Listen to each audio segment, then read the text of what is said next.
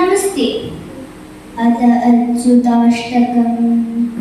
अच्युतं केशवं रामनारायणं कृष्णदामोदरं वासुदेवं हरे श्रीधरं माधवं गोपिकावल्लभं जानकीनायकं रामचन्द्रं भजे। अच्युतं केशवं सत्यभामाधवं माधवं श्रीधरं राधिकाराधितं इन्दिरामन्दिरं चेतसा सुन्दरं देवकी नन्दनं नन्दजं सन्ददे। विष्णवे जिष्णवे शङ्किने चक्रिणे रुक्मिणी रागिणे जानकी जानकी वल्लभी वल्लभार्याचितात्यात्मने कंसविध्वंसिने वंशिने ते नमः।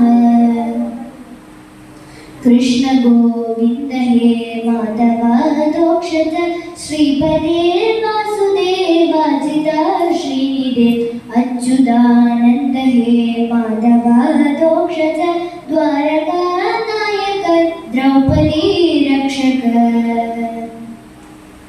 राक्षसक्षोभितः सीतया शोभितो दण्डकारण्यभूपुण्यताकारणं लक्ष्मणेनान्वितो वानरैः सेवितो गस्त्य सम्पूजितो राघवः पातु माम्।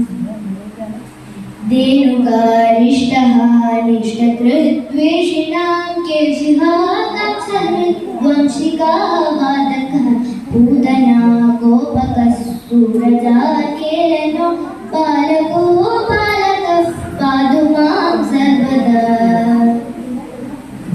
विद्युदुद्योतवद्प्रस्फुरद्वाससं प्रावृतं बोधवद्भृल्लसद्विग्रहं वन्यया मालया शोभितोरस्थलं लोहिताङ्घ्रिद्वयं वारिजाक्षं भजे। कुञ्जितैकुण्डलैर्व्राजमानाननं रत्नमौलिलसत्कुण्डलं गण्डयः हारकेयूरवं कङ्गणप्रोज्ज्वलं किङ्किणीमञ्जुळं श्यामलं तं भजे।